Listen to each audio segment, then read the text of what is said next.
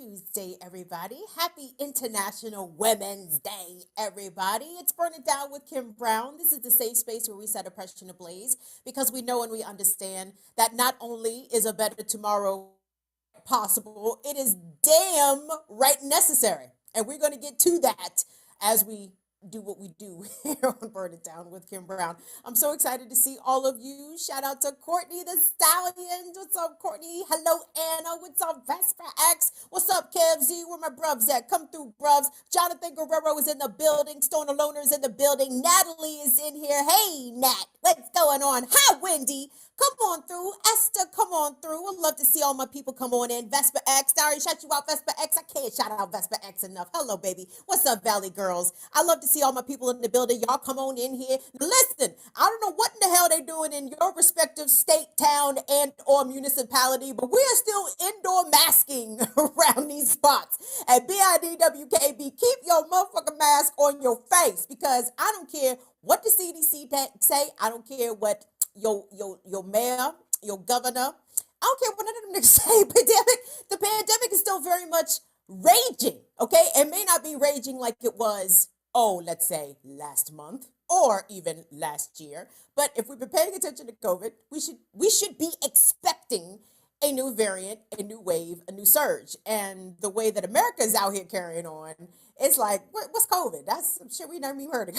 It's COVID. That's 2020. We're not worried about COVID no more. So, but that is something I want to talk about really towards the end of the show, because without the lifting of these masking mandates in some places, even the vaccine mandate, whatever your position was on any of that, all of the precautions, all of the I don't even like to call them restrictions, because restrictions makes Americans feel as though they can't go outside and play with their friends, so they tend to rebel against that. But I'm gonna call them the precautions. All the COVID precautions are being cast aside.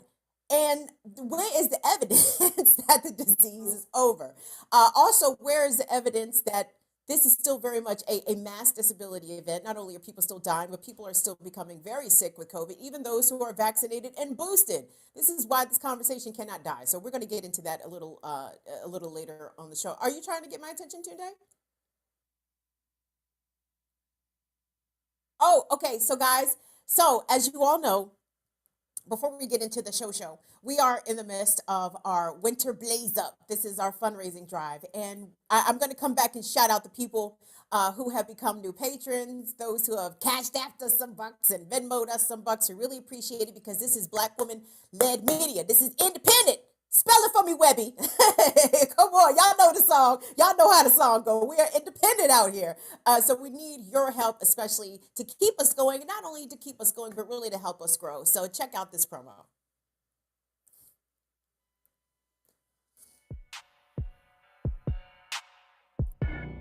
Hey, what's up, everybody? It's me, Kim Brown, host of Burn It Down with Kim Brown. We are in the middle of our winter fundraising drive. So listen, help us out if you could. Kick us a couple of bucks. You can do so via Patreon at patreon.com/BIDWKB, Cash App, $BIDWKB, Venmo at BIDWKB, PayPal.me/BIDWKB. And if you go to the About section of our channel, you will find a link for our merch. We've got some really cool merch items. Anything that you can do to help us continue to grow and sustain, we appreciate it. Thank you for supporting Burn It Down with Kim Brown.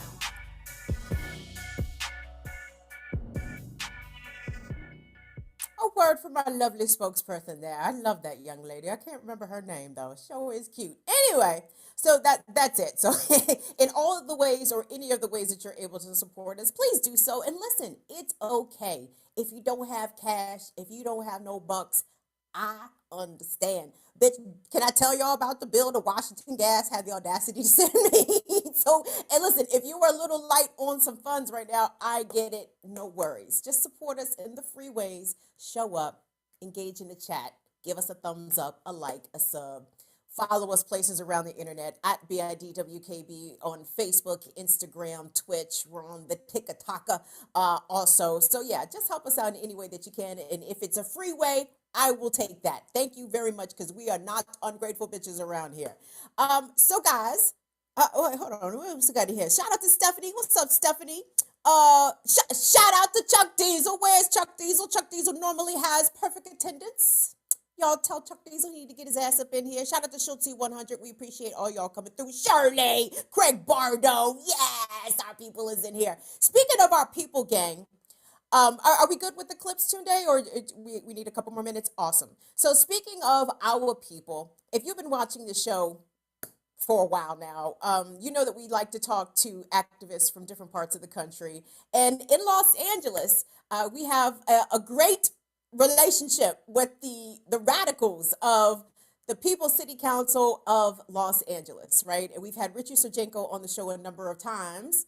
Turns out, gang, Richie Sergenko actually made the news. Now, we're going to come back and talk about this through the lens of, again, the way that leftists are covered in media outlets generally, and well, anyway, no, I'm not going to pick it apart as of yet. I just want you guys to check this out because I appreciate the work that People's City Council does and the work that Richie does specifically, because Richie uses his straight white manness and gets in the police's shit, okay?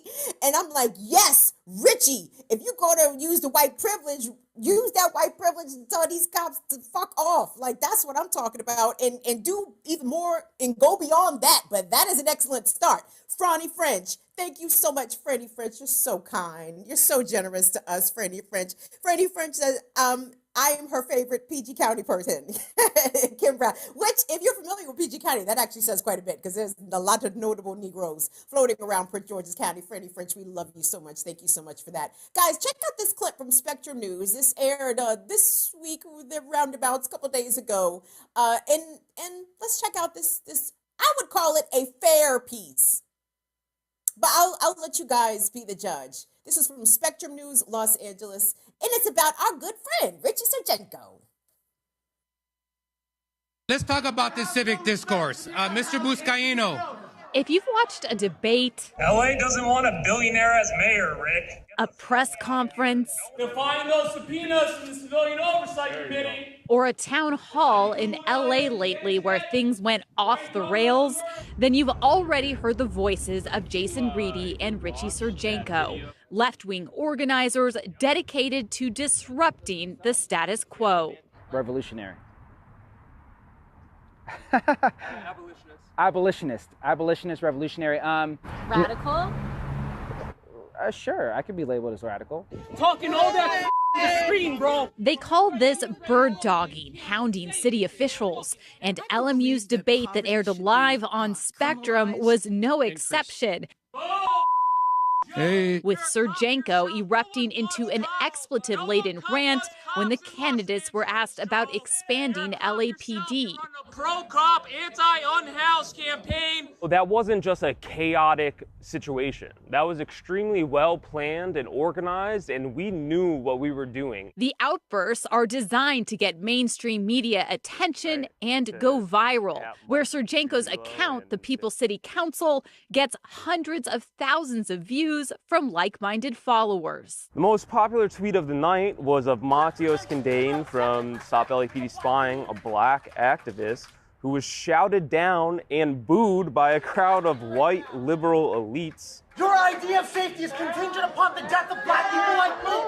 These people are booing black and brown people that you're meant to advocate for. The activists are so ubiquitous, calling into city meetings. Hi, yes, this is Richie Sergenko from People's City Council. And showing up at events. Why are you covering up the murder of Andres Gerardo? Everyone, a round of applause for Richie, who is leaving the building. Councilmember Joe Buscaino's team says they are a part of his mayoral campaign strategy to show a city out of control. This is clearly out of hand.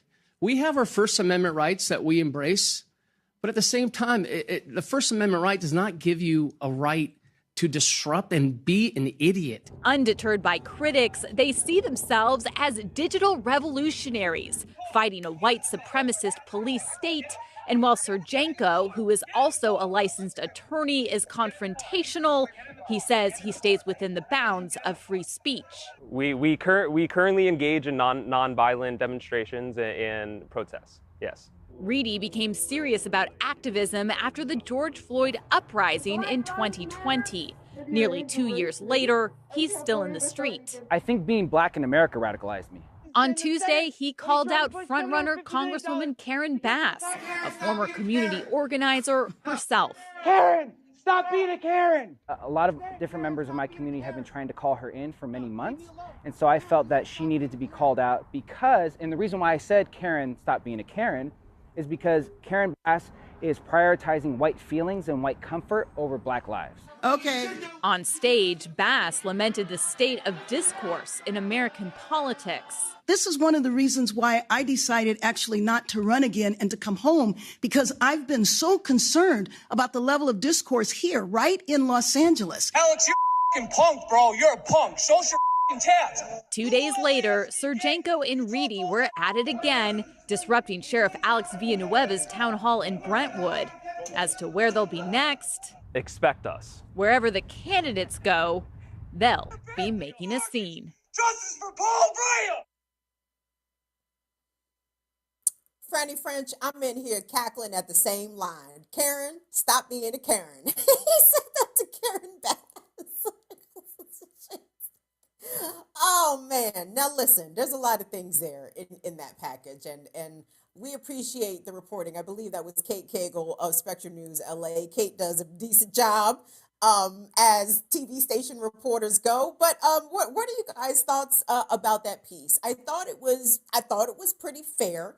I thought that it did a decent job of accurately representing the kind of activism, or at least it didn't get into the nuts and bolts, because what Richie does when he calls up the city council meetings and he calls up, when Sheriff Villanueva opens up the phones, like, he is bringing the heat to these people, right? He is asking them questions that impact the least of Los Angelinos, right? He's asking about the unhoused people and the sweeps, getting rid of the encampments, like, where are these people being moved to? He cares obviously a lot about Black lives, Black and brown lives. He is like, I don't know who in Los Angeles political power that Richie and his crew does not bring that fucking ruckus to. And listen, if you follow people's city council long enough, they will go to niggas' houses, right? They post up outside of these city council people's homes and make a lot of noise and cause a disruption. And you know what?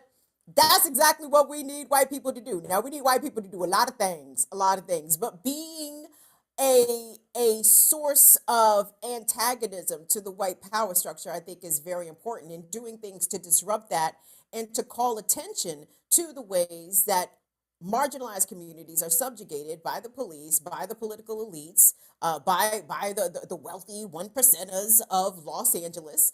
I dig that shit. Okay, like, I do, and I appreciate that. And did it come to a surprise to anyone else to learn that Richie is a licensed attorney? What? What? Had no idea. Did not know Richie was a whole ass lawyer out here. So I wanted to say, number one, Richie Surjanko and the People's City Council are friends of Burn It Down with Kim Brown. Richie's been on the show lots of times. So I was glad to see a piece about him be positive, or a piece about the work that they do be positive. Because if you guys recall, this had to have been last summer or towards the end of last summer, where I think it was Villanueva, or it might have been another Los Angeles sheriff's deputy, that Richie was out at, I think, Venice Beach, and jumped in this cop shit, and it was glorious. And that shit went viral, and Richie got lots of death threats from all the Nazi cops across the country, and he still remains undeterred, and I respect that. So, John Brown Brigade, they are always looking for new members. If you want to be down with the brown and the black, hey, at least be willing to consider to take the extra steps that Richie Surjanko takes. And let me be clear, Richie has a lot of protection in his skin color, in he's an attorney. I'm assuming Richie's of a decent class.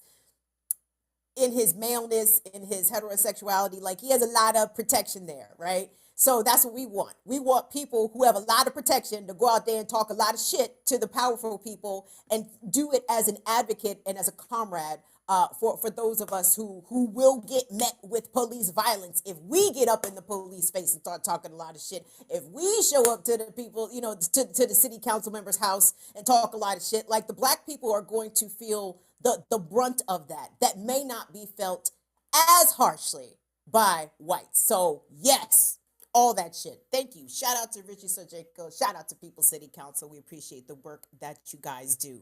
So let's see. We're talking about LAPD and Los Angeles Sheriff's Department. Oh, speaking of fascists, still very much in another international entanglement that if you're guys, if you are seriously trying to avoid the war in Ukraine, at least on television, it's impossible. It's truly impossible. It is leading even the local news, and it is laden with propaganda. And I think kids, you know, we of our age, we may not have seen a propaganda war on this level. Now, the 2016 elections, yes, a case can be made. The propaganda was abundant, but this is everybody's propaganda. We getting the best of American propaganda, unseasoned with that European Union propaganda, further unseasoned by that NATO propaganda, and last but not least, the Russian propaganda. Of course, the Russians got some propaganda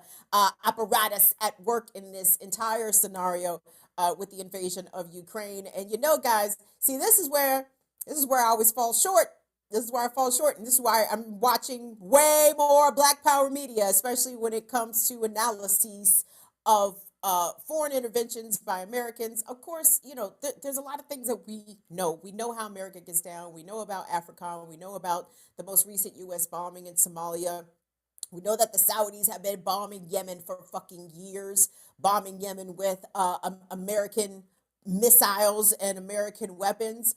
We know that Israel's bombing the shit out of Syria. America likes to bomb the shit out of Syria from time to time. So, but, you know, I don't see any of these conflicts leading the news. I don't see when Africans in Somalia are fighting back against imperialism led by the United States. That shit don't lead the news. No one's going, hey, look at the Somalians fighting for their homeland. Nobody says that shit. Or at least nobody on TV. Let me rephrase. Black Power Media says that shit. Nobody on cable news ever even considers to even say anything like that. But when it's white folks fighting for their homeland, then that's some shit that the rest of America can seemingly understand and relate to. But the big issue, us as Black people, and again, I can't thank Jackie Luqman and Kalanji Changa and Daruba Ben Wahad and Ajamu Baraka for their outstanding analyses on this whole entire situation, but also looking at it specifically from an African perspective, right? And where we look and see directly in the Ukraine, the way that Africans are being treated, Black folks are being treated in Ukraine, a place where there are missiles falling, tanks rolling in, and Black people trying to flee are being denied at the border, being refused entrance into some of these countries. And we're going to talk about which countries are doing it better, or I should say, or behaving in a more humanitarian way, more so than others. But this has been a harrowing and a fraught experience for these folks, these African folks living in the Ukraine, many of whom are students, international students, many of whom are trying to make contact with the embassies in their native countries or the embassies of their homelands that are there in Eastern Europe, and they're having some problems. Amazon's not replying to the WhatsApp. It's a big problem. So I want us to take a look, gang, and this is going to be several minutes. I'm not going to even hold you, but this is important, okay? Because this ain't Dawn Lemon, this ain't motherfucking Joy Reid. I'm going to give y'all 8 minutes of hearing directly from the Africans who are trying to flee the Ukraine, give you an unfiltered look at how they have been treated, the way they have been received, the racism they have been subjected to. And I want you to hear it from their voices, from their perspectives, not cut, you know what I'm saying? Like I said, we on YouTube, baby. we can bring it to you live and raw for as long as we feel as though we need to. And I absolutely feel as though this is necessary. So we're about to see a myriad of clips, of which I will come back and credit the posters or the creators of those videos once this concludes. But I want you guys to please look at this. Please, please, please. Shout out to Franco. What's up, Franco? What's up, Northern Witch? Come true, come true. Everybody getting cozy. We got some space for y'all. If you're not a subscriber, hit subscribe real quick. But I want to take a direct look over the last several days of people who are of African descent, who come from the continent, who are in Ukraine for a variety of reasons, and who are trying to get out of Ukraine, but are being denied, forced back, and even the ones who have been allowed to cross out of the country have a very harrowing tale to tell. So let's take a look at that. We don't have arms. We don't have arms. We don't have arms. We don't have arms. We are students. No arms. We are students. We don't have arms. We are students. We are students. We are students. We are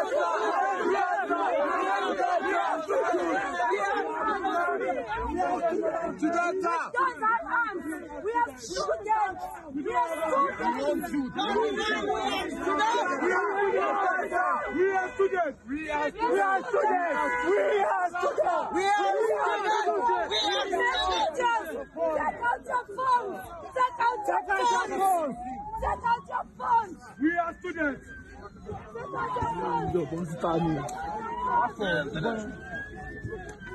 Pablo, we are students. We are students. We are dying. We are dying of cold. We are dying of cold. We are dying of cold. Everybody go down. Everybody go down. We are dying of cold. We've been here for 3 days. We died of cold.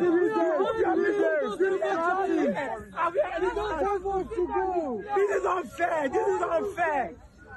Why point gun as foreigners? Why point gun as guns? Why point gun on us? You have to find the rest of your mind. Please, go on live on Instagram.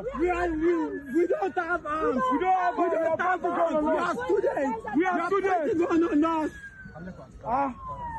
What the fuck is happening? What? We don't know. We don't have arms. We got nothing. We don't have arms. We have nothing. We are students. We are students. We are students. We are students. We are students. We are students. We are students. We are students. We are students. We are students. What's up? We are students. We are students. You don't understand what you're not black, so you cannot solve. Dude, they can't shoot us off. Blood is thank you. Thank you.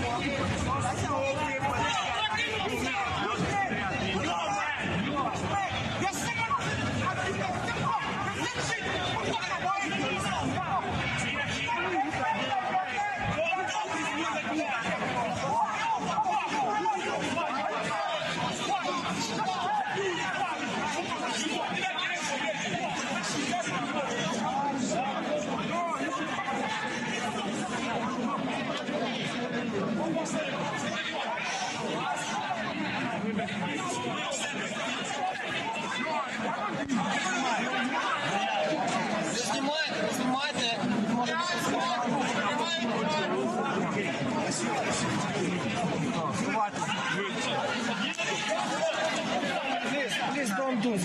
Don't do this. Они неправильно делают. We don't have arms. We don't have arms. We don't have arms. We don't have arms. We are students. No arms. We are students. We don't have arms. We are students. We are students. We are students. We are students. We are students.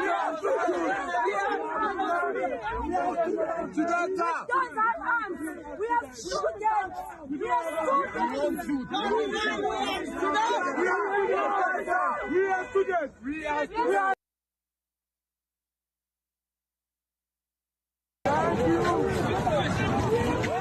Alors, I'm here with Angela. He's the president of Foreign Student Association in Lviv, in Ukraine. And he just managed to get himself down here to Warsaw. This is Nigerian embassy behind my back, although there's nobody here, but we're in good contact with representative of the embassy, and they will come down to give some help as soon as possible. But for the meantime, Mr. Angela will make some comment about, give us some short information about how he get here. Yeah, please.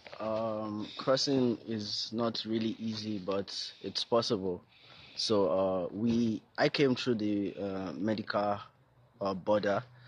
I left earlier, so it wasn't as hectic as it is right now. Louder. I left earlier, so it wasn't as hectic as it is right now. But we made it through. We started Wednesday night. We got through only Friday. It's cold. It is long wait. It is long walk. But when we made it through, we headed to Warsaw. I got assistance from some of my family friends here, and the Nigerian in diaspora. They have really been up and about trying to assist people that are crossing over. We've been trying to coordinate the rest of us coming over here, and information is circulating. We're just trying to get everybody here as soon as possible, and also to help them make sure that they are not stranded and know how to locate this place here. And then immediately you cross over, if you don't know where to locate, you stay at the border facility where they provide for you.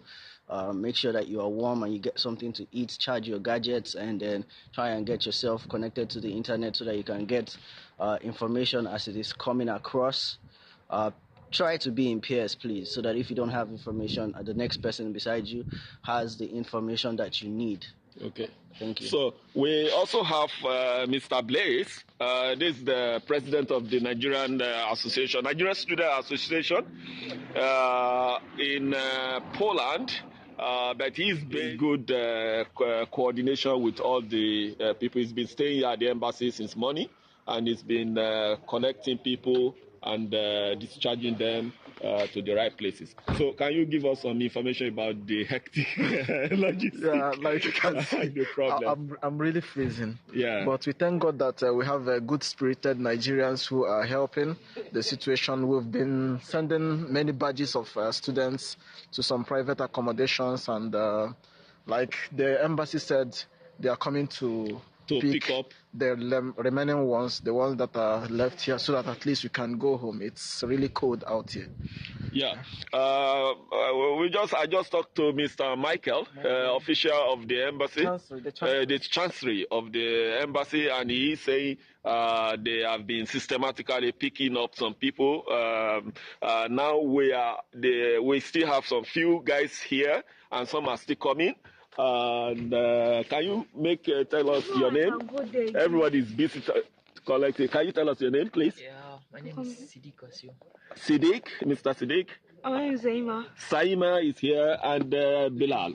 So they are working because it's quite cold. So now they're sitting in the car, and so hopefully we will not freeze before we find somebody coming. But some Nigerians, they have been picking up people and finding accommodation for them.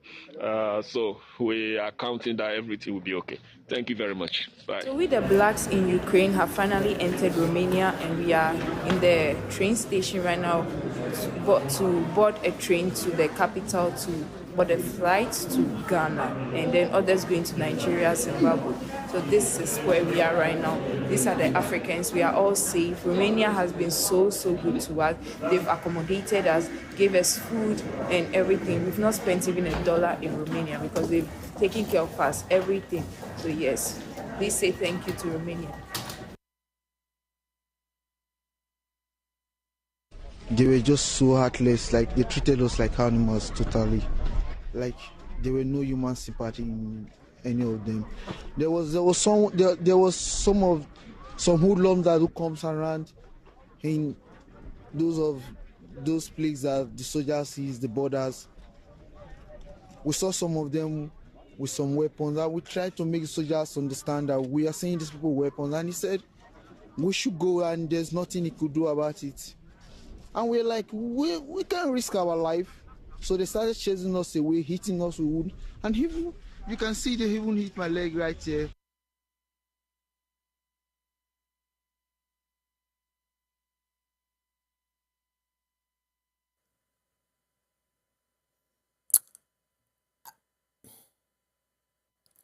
That last clip was from the BBC. And let me shout out to Chuck Modiano because Chuck Modiano reposted that clip from the BBC because the BBC had tweeted that clip and deleted it. I guess they did not want the Ukrainian rebellion narrative to be marred by brutality and racism to people who are also trying to flee a escalating war situation.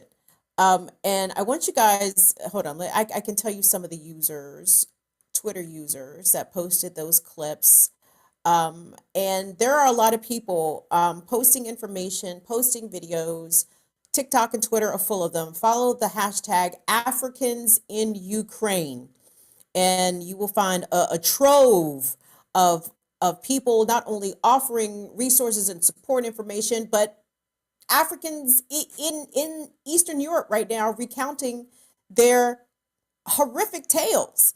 And I was very appreciative to see the one sister towards the end talking about that she and her people had made it to Romania and that the Romanian people had been very good to them and they didn't have to spend $1 in Romania. Thank God. Thank you. Shout out to good white folks out here because and I know when we're looking at foreign entanglements, especially here from the United States, which we have not the best perspective of things, and our media is a big culprit of that. Well, that in our educational system. But and I know it's not as black and white or as binary as good, bad, but am I supposed to be sympathetic or empathetic for the Ukrainian people if they're treating my people this way? I'm a humanist at the baseline of my existence, right? So I can find empathy with most people, even outright pieces of shit. I can try to see where they're coming from, even if I disagree vehemently or dislike them in a whole lot of ways. And I understand that the members of the Ukrainian army are probably not representative of the Ukrainian people as a whole. So I'm trying to take all this in mind and keep all this in perspective. But when I see tales of Black people being treated bad, being forced 3 days in some places to not only not be able to cross, but not be given food, not be given blankets, not be given water, Ukrainians, white Ukrainians, prioritized for exit out of the country, prioritized for distribution of necessities. And it's like, what? Are we still on this 19th century shit? Black people ain't people. We don't need water. We don't need food. We don't need to be warm. You see all them Africans out there complaining about the cold? The people was cold out there. I knew they was cold. I could feel the complaints of the cold literally coming through the screen. Am I supposed to be rooting for Ukraine in this situation? You know, you feel what I'm saying? So listen, especially Black folks and especially those who consider yourselves to be comrades and allies of Black people. Like these situations are giving us the full range of the prism. Like there's so many different layers of it. But at the end of the day, it almost cannot be denied that there are at minimum racist elements within the Ukrainian army, as a lot of people allege, outright neo-Nazi and fascist elements of the Ukrainian army. So I know Zelensky's like, you know, Politica Bay. I know all the middle-aged white women is just drooling over President Zelensky because he's so hot as he carries that AK-47 through the streets of Kyiv. But I don't know if Zelensky is representative of the whole of Ukraine in I guess the same way that Joe Biden is not representative of the whole of the United States. But fuck that shit, man. If you giving African people a worser, as my grandma would say, a worser way to go for the simple fact that they are just because they are black. Fuck you. Fuck your fuck your freedom. Fuck your rebellion. Nigga, I done switched sides. Nigga, I'm cheering for Putin again. Just kidding. I'm not cheering for Putin. We don't root for empire or burn it down with Kim Brown, but you feel what I'm saying though, man. If y'all gonna be racist to the Africans, baby, there's only so much compassion and empathy that I can give you, because look at how you're treating your fellow human beings. And the other tales that have been coming out from folks trying to flee Ukraine, who are Africans, who are students, they're saying in some places they were being turned back at the border by the Ukrainian army, compelling them to go fight. Like, what? I'm sorry, what? What? I must have missed that part. Tunde, can we pop up that tweet from the Ukrainian Twitter account at Ukraine has been tweeting up a storm. And if you follow the at Ukraine Twitter account, it kind of leaves, again, it's not making Ukraine really look the best, because they're like quote tweeting Elon Musk and thanking Elon Musk for his support. Bitch, if the world's worst supervillain is aligned with your cause, that just leaves me to reconsider. Should I be considering myself a supporter of the Ukrainian resistance? I am inclined to think no. So the tweet from at Ukraine quote tweets the Ukrainian foreign minister, and what it says is that Ukraine's foreign minister invites foreign nationals to join the International Legion of Territorial Defense of Ukraine. And within the quote tweet, it is the Ukrainian foreign minister encouraging people from different nationalities to come to Ukraine to pick up arms and fight against Russia. And I believe the tweet said something to the effect of, multinational countries came together before to defeat Hitler. We can defeat Putin. Okie dokie. Hold on. Let me get back to the chat here, because I'm curious. Because I am curious as to what you guys are saying. Okay, Schultze says that the Nazi element is only 2% of the government. So was that the 2% that was sending black people back to go fight in Ukraine? And I'm laughing because you guys know I laugh to keep from crying. I will laugh at the most inappropriate things so I don't boo-hoo cry. So don't take my laughter as callousness, because I think you guys know that is indeed not the case. But if this is the accounting of a lot of African black people trying to exit the country, that they are being stopped, they are being denied provisions to the preference of Ukrainians. Again, what is the white? I don't know.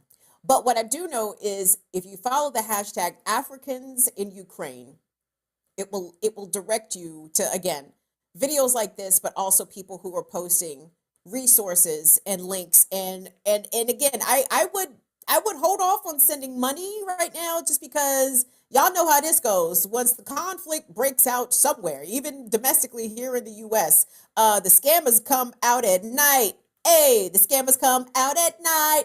So be reluctant. Maybe not reluctant is not the best word. Be judicious, skeptical, be discerning. Yes, be discerning in the places in which you decide to send your money. I don't want you to get scammed. And most importantly, if you are trying to send resources, we want to make sure that the resources get to the people that most need it, right? So it's important for us to try to establish which places are reputable for those things. But yeah, I wanted to bring that to y'all's attention because I don't watch cable news. I don't know what them niggas is talking about. I imagine they talking a whole lot of, we got to stand with the Ukrainian people. We got to stand with the Ukrainian people. Well, I'm not standing with the Ukrainian army. I can assure you that. And I don't even know the Russian word for nigga, but I know they got one. Real quick, guys, we are in the midst of our winter blaze up. Thank you, everybody that is watching. If you are not currently subscribed to Burn It Down with Kim Brown, please push that subscribe button for your homies. If you don't mind, we are just a few subscribers short of 2,600 subscribers, of which that makes me extremely happy and glad, because I know I mean, shit, we could storm the White House. I'm sorry, FBI, take that back. But we can storm the Capitol with 2,600 people. We got a nice little January 6th crowd over here at Burn It Down with Kim Brown. Now we know that they would bring out all the missiles and tanks and Tommy guns for us. If we were to show up at J6, the same way that the other people did. But I digress.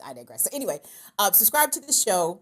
Share our content. Follow us different places around the internet. BIDWKB at Instagram, Twitch. Shout out to Northern Witch on Twitch and Facebook. And of course, if you want to support the channel, we appreciate that. Also, go to the About section of the channel if you want to participate in our merchandise. We have some lovely merch offerings. Shirley, you got to take a picture of you in your Burn It Down with Kim Brown merch. I want to see it. Lateef! I want to see pictures of y'all in the merch. So take pictures of y'all in the merch and tag me on the merch because I really would like to see these things in the wild. That would really make me happy. And we have new patrons. Hey, new patrons. We got us some new patrons. Shout out to Quaker Socialist. Quaker Socialist is down with the team as a new patron. Dawn, if I'm not mistaken, I think you upped your patronage, which we love you so much for that, Dawn. Thank you so much. Afraid not. You're the greatest. Hold on. We got some other new patrons out here. Let me call them by their name as these things come up. Oh, what's up, Sky? Yup, we got Sky in the house. Amante. We got Francis. I thought we had the other one. Teddy T. Mr. Y. Thank you so much for your patronage. And ideally, I would like for us to try to add 10 new patrons before, by the end of the week. So go to patreon.com/BIDWKB. I think that would make us maybe about 5 or 6 more patrons to go. And you can support us at the very low for $2 a month, which is cool. But if you up that patronage, we've got some lovely things for you. Don't we have some things for them, Tunde? Oh, yes. So we have added some new tiers to Patreon. And if you are of a certain tier, you can get some merch to go along with your patronage. So we have, for one, Molly in the chat has let us know that we have a $200 matching gift. Woo, woo. So if you guys can help us get us to $200, that would get us that matching gift, which is awesome. So we're only $75 short of that $200 matching gift. Oh, we're at $75. Okay. So we only have 125 more to go. If my math suits me. Where's the thing with the tiers though? Do we have that in a graphic? Okie dokie. Well, if you go to patreon.com, you guys can check out our new tiers. I believe at the $20 tier, you get a t-shirt. And if you are at our max tier, you get a hoodie. And Patty P, would you let us know how the hoodie is? Because I know Patty P got a hoodie. Now, Patty P put her hoodie on the dog, which I'm not going to take personally.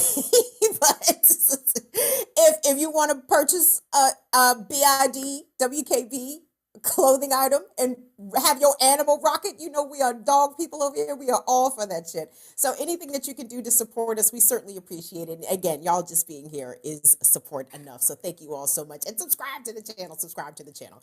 All right, gang. Now, I know all the rest of y'all, the whole world has moved on from COVID. What's COVID? That's just like a little flu. That was a little flu.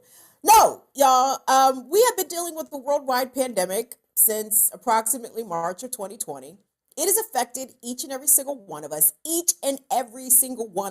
in ways big and small, especially those who have tragically lost their lives to COVID, which, by the way, we have lost over 1 million people. I know the CDC's official number is 954,000, around roundabouts, but I know here on this program we have talked about the reasons why I think that number is bullshit. If you go to the first, let's say, 6 to 9 months of the pandemic and you follow what was happening in Florida, what was happening in New York State, and what I imagine was happening in a lot of other places, many other states across the country, COVID deaths were not being counted as COVID, right? They were being attributed or listed on death certificates as deaths of other causes. But ultimately, a lot of people died of COVID, and a lot more than what has been reported. Even some studies estimate that perhaps we might have lost millions of people to COVID. So there is that. And I don't think that, number one, that this country has taken the time to fully acknowledge the mass trauma, the mass grief that we all have endured. Whether or not you knew anyone who died from COVID or no, lots of people got sick. I think we have 75 million COVID infections. And that is where we're going to start, guys, because despite the fact that the United States leads the world with total COVID infections and total COVID deaths, across the country, we are seeing indoor masking mandates fall one by one. In a lot of public schools, it is mask optional. And, you know, the whiny white folks who are in a trucker convoy headed to D.C. right now for tonight's State of the Union address. When we reach a critical mass of white folks who are dissatisfied, who won't hesitate to organize, and who are just very comfortable being a very loud relative minority, shit changes, okay? And the shit has changed. Now, the problem is we are at a lull in this pandemic, at least the United States. If you think that COVID is over, I ask you, where is the evidence? And if you point to falling hospitalizations and falling case numbers, yeah, you could say that. But guess what? We've been there before. I'm trying to figure out where I want to start with y'all, because there's a couple of things that's really troubling me about this. Because the way that this is being covered is bothering me, and the way that our elected officials or public health officials are all falling in lockstep with the corporate desires, right? With capitalist desires that people return to work, that everybody is back to normal, even though normal was extremely fucked up, except beyond the end result that we are still experiencing of COVID. Now we're dealing with a war. now we're dealing with record inflation, and all these things, a cascading effect on the collective mental health, I believe, of this country.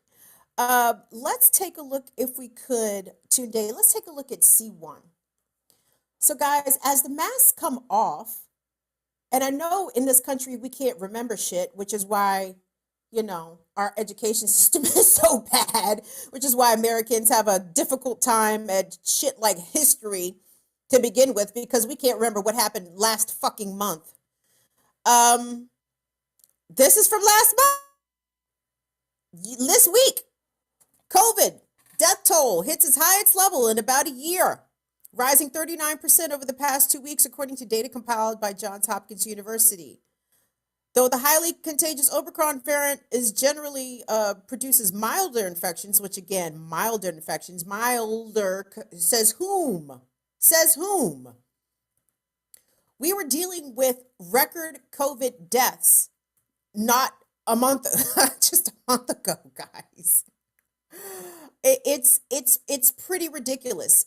We had a number of hospitals across the country engaging in crisis standards of care, where they were managing care, meaning that they would deny care to usually disabled people or immunocompromised people in order to provide better care to alleged healthier people or people who had more normal health diagnoses, right? And in February, the U.S. hit its COVID death toll at its highest level in about a year, 39% over the past 2 weeks. And sending our hospitals and our public health workers into a lot of distress. And we have been dealing with only since recently, like literally like the past 2 or 3 weeks, y'all, we were rocking at 2,400 COVID deaths a day. A day. That was a month ago. They telling people that they can go inside without masks today. Yo, the fucking day. And last month, we were at our highest death toll throughout the pandemic.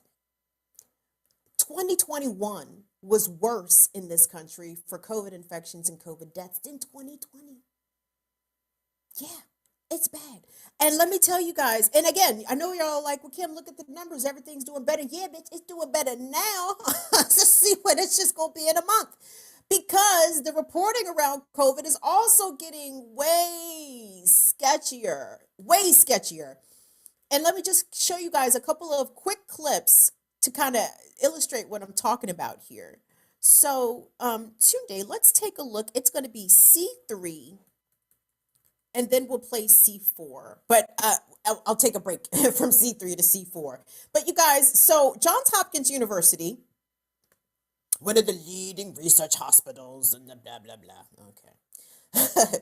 Hopkins is not a good steward of East Baltimore, so Marylanders sometimes look at Johns Hopkins as being very, you niggas are sketchy, a little sketchy over there at Hopkins, but okay. But Hopkins was taking the pulse, basically, keeping track of all the numbers, not just in the U.S., but worldwide. And I want you guys to look at this clip of March 1st, 2021, of Johns Hopkins CODA data tracking. It's a 1 minute long clip. I'm sorry for our visually impaired people because Johns Hopkins apparently are a bunch of assholes that they did not put any words into this. They just flash a bunch of numbers, so I apologize for that. But I want you guys to take a look at this, and then we're going to look at this exact same YouTube channel for today's date, March 1st, 2022. But first, let's take a look at where COVID was March 1st, 2021. And I want you guys, okay, yeah, let's just look at this shit, and then I'll tell y'all what y'all need to look out for. Look at this. Check this out.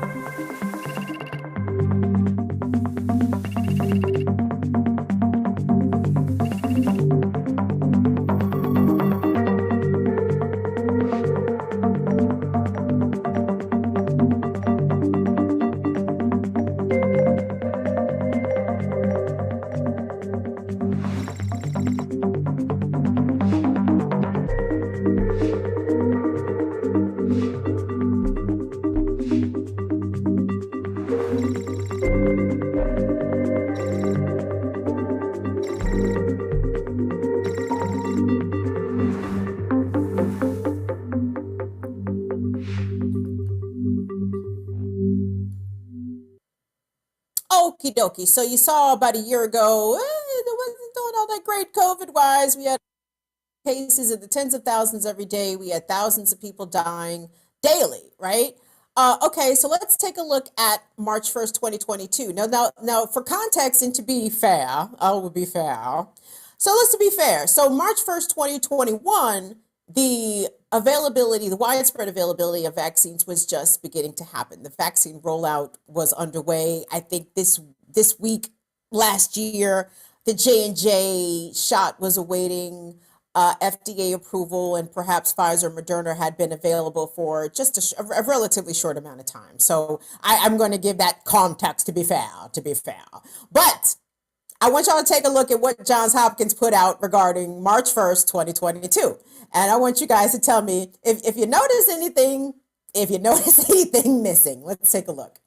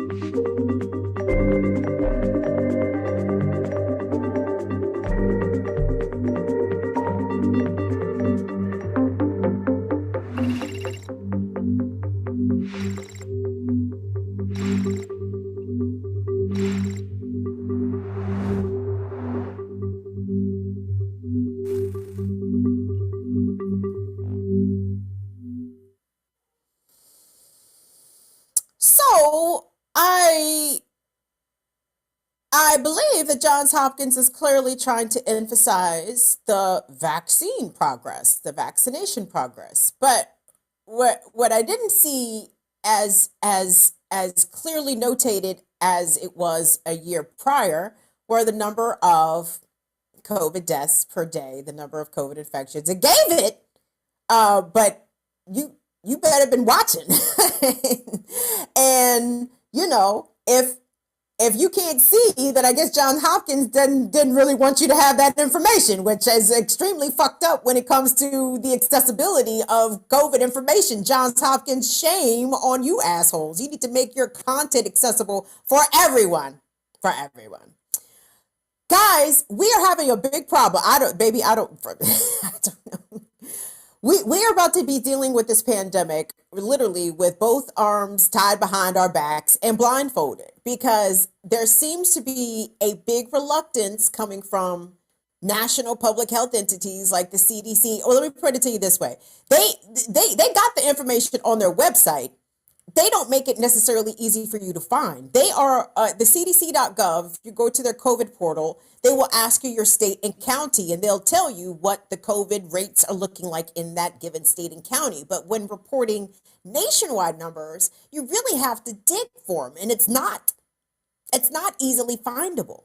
And what troubles me the most about this, guys, is that this is not the first lull that we have experienced in this pandemic, but we are acting every time we have one of these major dips in new COVID infections.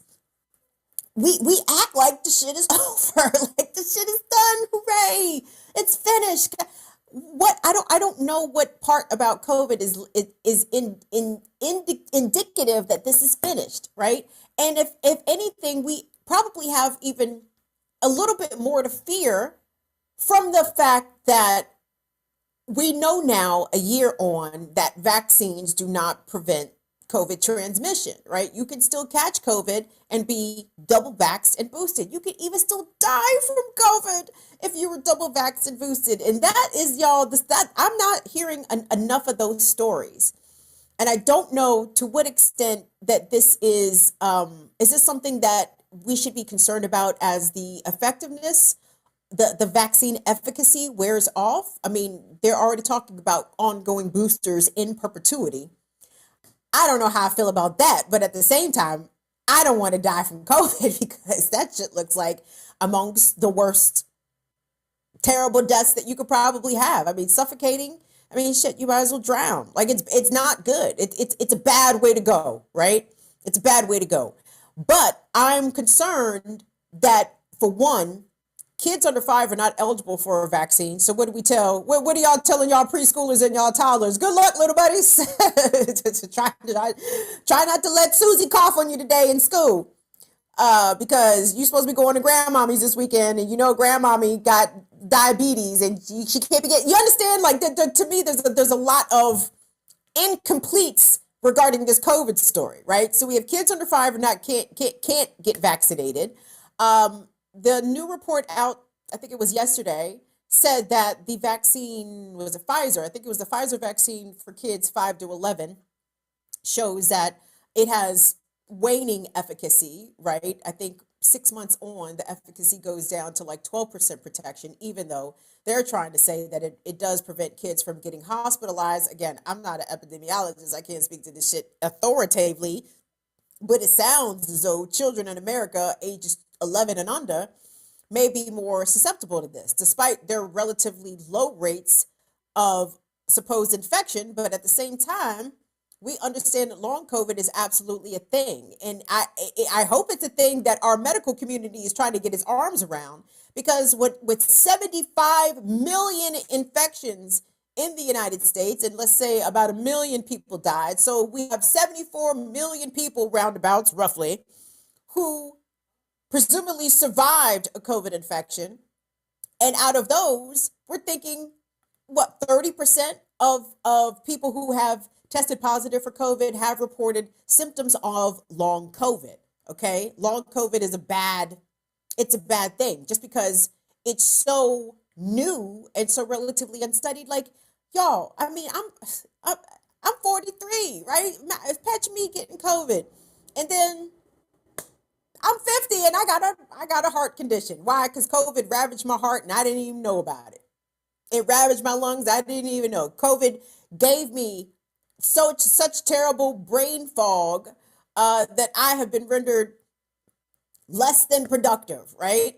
And that is also another thing that I want us to get into as we lift all these masking mandates and throw caution to the wind. Things are going back to normal, but we are still in the middle of a mass disability event, okay? People who catch relatively mild cases of COVID, again, can be stuck with dealing with long COVID. If you could pop up C2 for me there, Tunde. So the story that we are going to have to face here as a country, because we are in a pandemic and we live in a country with no real social safety net, no universal health care. Our kids don't have access to good health care, especially if you are working class or poor. But this comes from someone who is not poor. This is a lawsuit that is being filed by a COVID long hauler suing their insurance company for denying them disability. Okay, and this is a person of privilege. Let me read this to you from CNBC. No, this is from Bloomberg Law. A software executive contracted COVID-19 in 2020. They have sued Reliance Standard Life Insurance Company for disability benefits, telling a federal judge in California that she's unable to work because of post-COVID symptoms, including asthma, chronic cough, and, quote, brain fog. The complaint filed Tuesday in U.S. District Court for the Central District of California is one of the first federal lawsuits seeking disability benefits based solely on post-COVID ailments under the Employee Retirement Income Security Act from the Labor Department. We're going to see a lot of this because there are people who have been suffering from long COVID who are being denied disability benefits. And y'all, what are people going to do? Right? So you have that, right? You have people who have already contracted COVID who are dealing with the long-term effects and who are literally unable to work, barely able to sometimes provide or take care of themselves, right? So we have a huge chunk of people, the millions of that, right? But we are throwing caution to the wind. We don't care how many more people get COVID. Mask off. Wear masks in schools. You may or may not have to mask in businesses in which you patronize, right? So we are more people infected with COVID, probably more people dying, and more people becoming disabled. This in the face of no universal health care in America. So what is post-COVID going to look like? First of all, I don't even know what the end, like the official end of COVID looks like. I don't know what year that's happening, but I'm thinking 10, 20 years down the line, what does the COVID generation look like as they progress on in age, as they become middle-aged or elderly, right? I think it's going to be extremely bad. And it's all the more reason that we need to keep fighting and keep organizing for universal health care in the system. We need a single payer system in this country. And I think tonight, while we're watching the State of the Union, and God damn it, I guess I will watch the fucking State of the Union, even though I hate Joe Biden with a fucking passion. But we got to hold his feet to the fire and call out his lies and his bullshit as often as possible. And this is a big deal. Snack Panther, thank you so much. Thank you so much for your super chat support. Snack Panther says, this is going to be the shit. You said ish, but I say shit. It's my goddamn show. Snack Panther said, this is going to be the shit when all the people that got COVID are going to be considered, come on, pre-existing conditions. Snack Panther, you already know where it's going because it's already headed there, right? Some insurance companies don't even want to acknowledge the existence of long COVID, even though I did check out, was it Department of Labor, was it Health and Human Services? The government website where the American Disabilities Act lies, it lives, right? So the government acknowledges long COVID. Some insurance companies have not acknowledged long COVID. And when they have acknowledged it, as Stack Panther has astutely pointed out, they will say, well, we can't give you no insurance or no disability because you got all these pre-existing conditions. This is really bad. This is not good. Now, does Joe Biden have a plan for this? I doubt it. I doubt it. Because you know why? We are seeing our stimulus money, our universal health care money. Yeah, they sent that shit right to Ukraine, baby. Just like they had sent it for the previous 20 years to Afghanistan. Well, not necessarily to Afghanistan, but sent it to Afghanistan via Lockheed Martin and Raytheon and BAE Systems. Yeah, they sent it, through those intermediaries, the fucking warlords. But yeah, y'all, we are shipping all of our social safety net money abroad, overseas. And I'm curious. I'm not going to say they're not out there, but I have not been paying a lot of attention to the squad. Is there an anti-war bloc in the United States Congress? Have we seen a contingent of Congress peoples come out and say, hey, we oppose this war, period. We oppose American or NATO intervention in this escalation between Russia and the Ukraine? Is the anti-war contingent out there, or they just quiet, or everybody's for the war? Oh, oh, I see. Now I know everybody ain't for the war. I'm sure Cory Bush ain't for the war, but I'm sure Cory Bush is being told to shut the whole fuck up right now because. Anyway. Are y'all going to be watching Joe Biden tonight on the State of the Union? Please watch it with me. Don't make me watch this shit by myself. Now listen, I imagine Joe Biden is not going to speak for very long because it's going to be way past his bedtime, unless they hit Joey with a nice bump of something from his youth to help keep him awake. Because Pawpaw got to go to bed early. Pawpaw don't be up at 9. Come on now. So please watch the stupid State of the Union with me. I will stay awake and actually live tweet this nonsense just because. And I'm actually trying to think of the last State of the Union. Did I watch any of Trump's State of the Unions? Probably, because I used to watch Trump for entertainment value because I just laugh at Trump.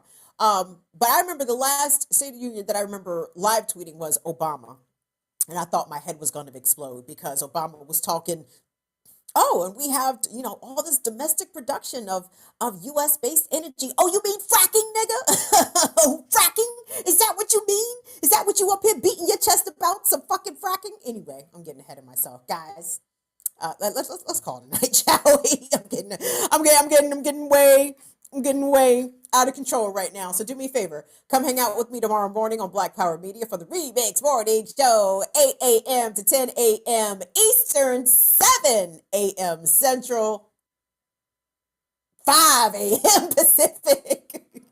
Franny, I don't know how in the hell you be getting your ass up to watch some damn Remix Morning Show at 5 o'clock in the morning in fucking Portland, but we appreciate you and we love to see you in there. Lateef, James Thompson, David Soberg, love to see my bruvs come through. Love y'all. Join us tomorrow morning for the Remix Morning Show. It's always a good time had by all. Shout out to Dr. Jared Ball, Air Doctor, Jackie Lukman, Kalanji Changa, Kamal K. Franklin, the whole BPM unit. You know how we do, and we will see you back here on Friday for the Friday edition of Burn It Down with Kim Brown. As I have just outlined to y'all, COVID still out here jumping on people. I don't give a fuck what the CDC talking about. COVID style here jumping on people. Y'all wear y'all mask. Y'all mask up y'all children out here. Y'all keep in mind of your elders and the compromising your disabled friends out here, man. This is not a fucking game. I know people want to get shit back to normal, but literally people will still continue to die in this pandemic because we are not prioritizing the lives of those who are not healthy, okay? If you have underlying conditions, you know what? I think you still deserve to be here, okay? I still want you to be here. So we're going to do what we are supposed to do to make sure that those of us in our community who are not as strong and as healthy, that they are safe. So keep that in mind. On behalf of Tunde and Molly, y'all have a good one.